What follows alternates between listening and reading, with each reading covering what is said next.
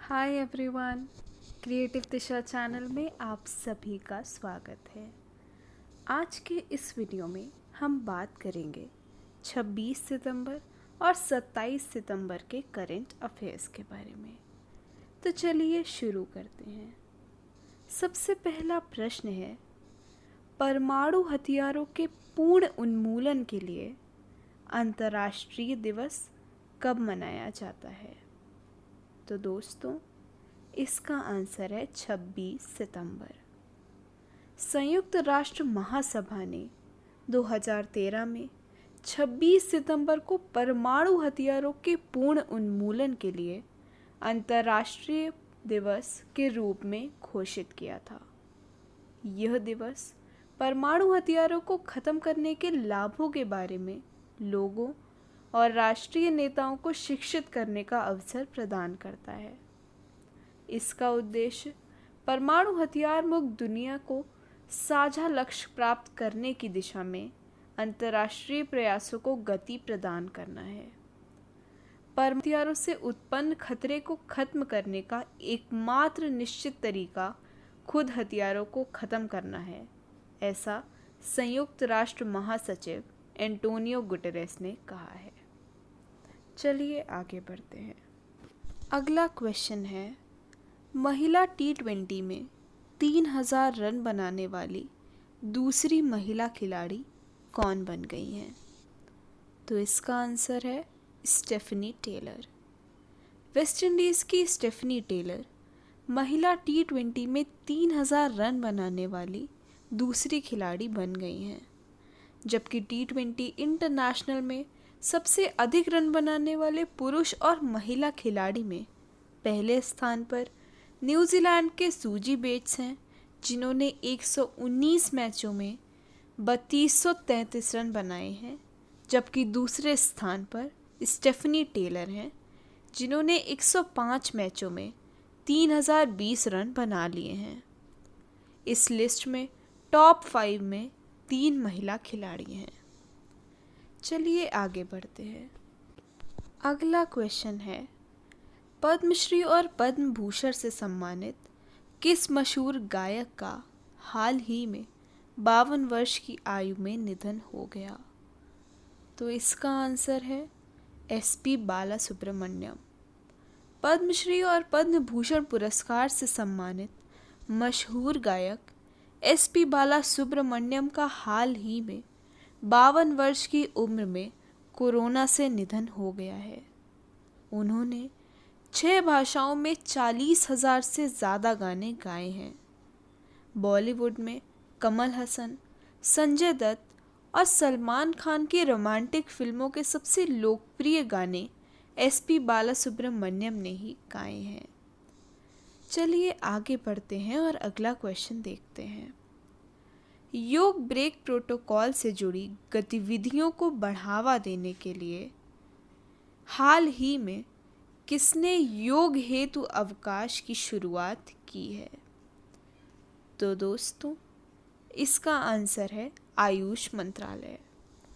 आयुष मंत्रालय ने हाल ही में योग ब्रेक प्रोटोकॉल से जुड़ी गतिविधियों को बढ़ावा देने के लिए हाल ही में योग हेतु अवकाश योग ब्रेक की शुरुआत की है। आयुष मंत्रालय ने MDNIY के साथ मिलकर वर्ष 2019 में 5 मिनट का योग ब्रेक प्रोटोकॉल विकसित किया था। चलिए आगे बढ़ते हैं और अगला क्वेश्चन देखते हैं। विश्व मूक बधिर दिवस कब मनाया जाता है? तो दोस्तों, इसका आंसर है 26 सितंबर। 26 सितंबर को विश्व भर में विश्व मूक बधिर दिवस यानी वर्ल्ड डेफ डम डे मनाया जाता है। इस दिवस को मनाने का उद्देश्य बधिरों के सामाजिक, आर्थिक एवं राजनैतिक अधिकारों के प्रति लोगों में जागरूकता उत्पन्न करने के साथ साथ समाज और देश में उनकी उपयोगिता के बारे में बताना है। चलिए आगे बढ़ते हैं। अगला क्वेश्चन है, किस निजी दूरसंचार कंपनी ने भारत सरकार के खिलाफ 20,000 करोड़ रुपए के रेट्रोस्पेक्टिव टैक्स के केस को जीत लिया है? तो दोस्तों, इसका आंसर है वोडाफोन। निजी दूरसंचार कंपनी वोडाफोन ने हाल ही में भारत सरकार के खिलाफ 20,000 करोड़ रुपए का रेट्रोस्पेक्टिव टैक्स का केस जीत लिया है। द हेग कोर्ट ने कहा है कि भारतीय टैक्स डिपार्टमेंट ने निष्पक्ष और बराबरी से काम नहीं किया है। चलिए आगे बढ़ते हैं और अगला क्वेश्चन देखते हैं। किस यूनिवर्सिटी के शोधकर्ताओं ने स्टूडेंट्स को संक्रमण से बचाने के लिए बुक सैनिटाइजिंग मशीन विकसित की है?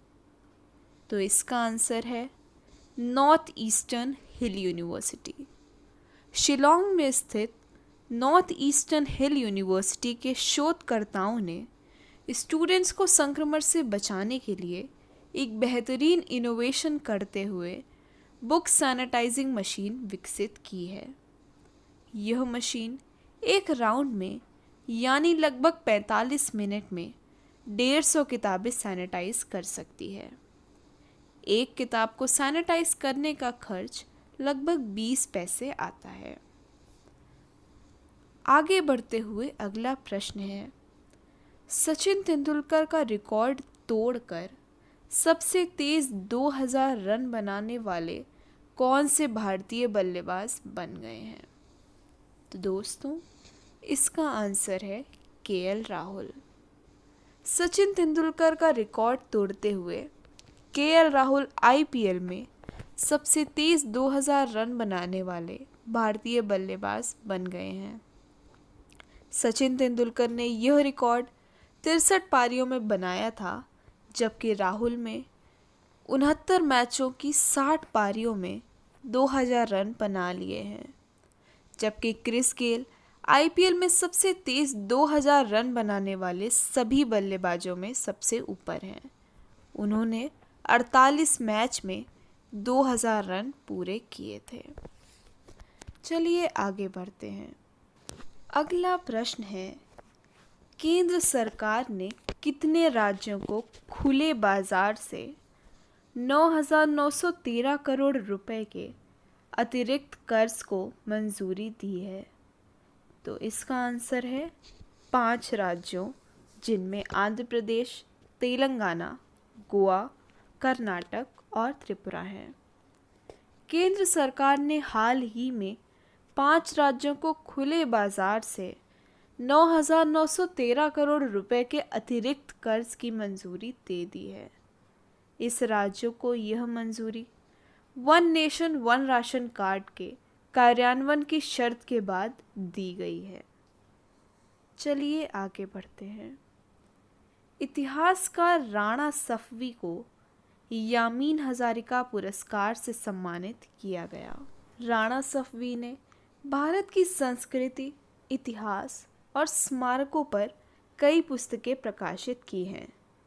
उन्हें भारत की समकालिक संस्कृति में योगदान के लिए चुना गया था। बात करें यामीन हजारिका पुरस्कार की, तो यह पुरस्कार यामीन हजारिका की स्मृति में स्थापित किया गया था।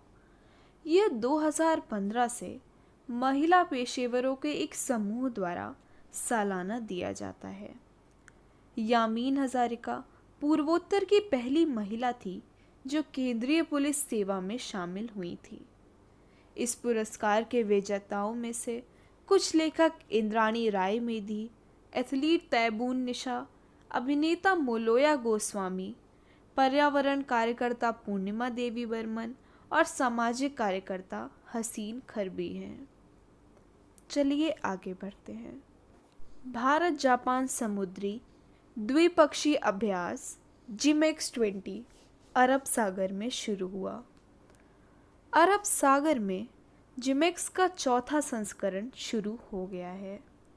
यह कोविड-19 के कारण गैर संपर्क में केवल समुद्र प्रारूप में आयोजित किया जाएगा। युद्धपोत चेन्नई, तेग, तारक और फ्लीट टैंकर दीपक भारत का प्रतिनिधित्व करेंगे और जापानी मेरीटाइम सेल्फ डिफेंस फोर्स के कागा और इकाजुची युद्ध पोत ड्रिल में भाग लेंगे। हाल ही में भारत और ऑस्ट्रेलियाई नौसेना ने हिंद महासागर में पैसेज एक्सरसाइज का आयोजन किया।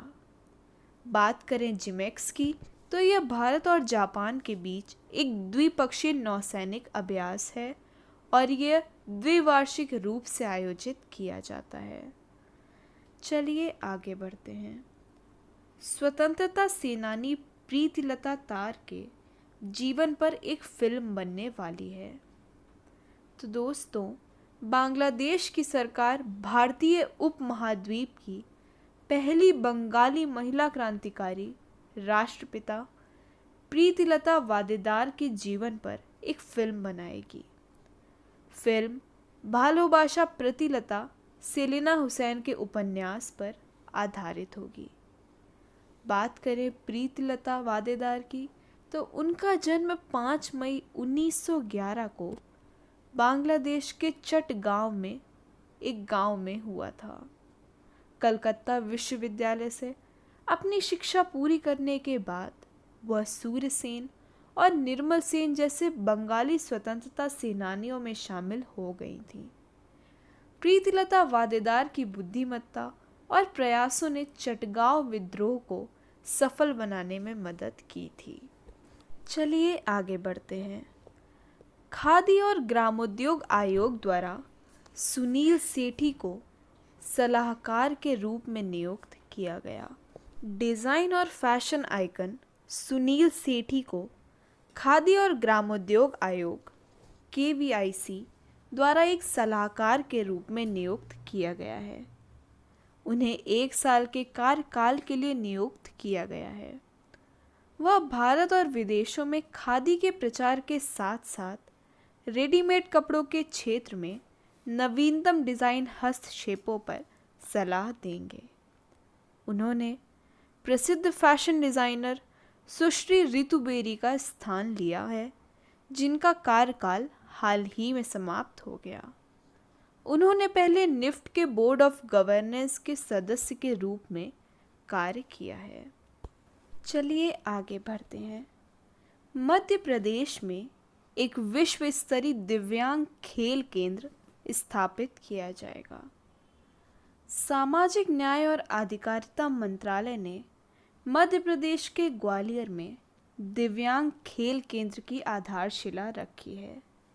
इसमें दिव्यांगजन खिलाड़ियों के लिए विश्व स्तरीय सुविधाएं होंगी। इस परियोजना का अनुमानित लागत 170 करोड़ रुपए है। यह अंतर्राष्ट्रीय स्तर पर प्रतिस्पर्धा करने के लिए विकलांग खिलाड़ियों को मदद करेगा। प्रशिक्षण, चयन, खेल शिक्षाविदों और अनुसंधान, चिकित्सा सहायता इस संस्थान का हिस्सा होंगे। चलिए आगे बढ़ते हैं और अगला प्रश्न देखते हैं।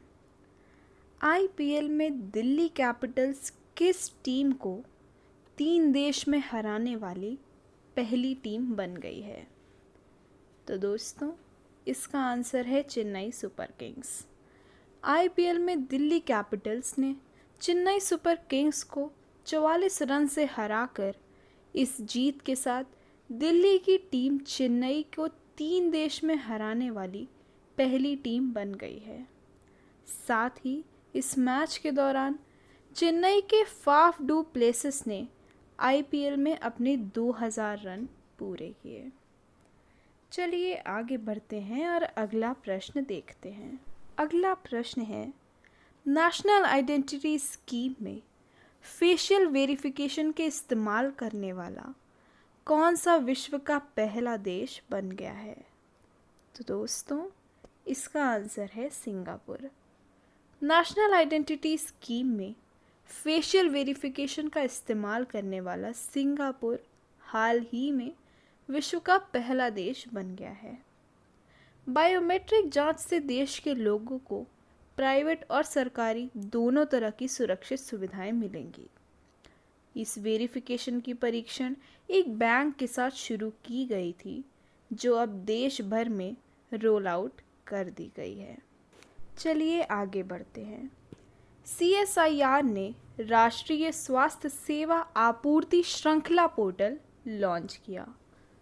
CSIR ने अपने 79वें स्थापना दिवस पर एक राष्ट्रीय स्वास्थ्य आपूर्ति श्रृंखला पोर्टल www.aarogyapath.in और किसान सभा नामक एक ऐप को लॉन्च किया है। स्वास्थ्य सेवा की आवश्यकताओं की जानकारी प्रदान करने के लिए इस पोर्टल को लॉन्च किया गया है। किसान सभा ऐप किसानों को आपूर्ति श्रृंखला और माल परिवहन से जोड़ेगी। बात करें CSIR की, तो CSIR भारत का सबसे बड़ा अनुसंधान और विकास संगठन है और एक स्वायत्त निकाय है। प्रधानमंत्री CSIR के अध्यक्ष हैं।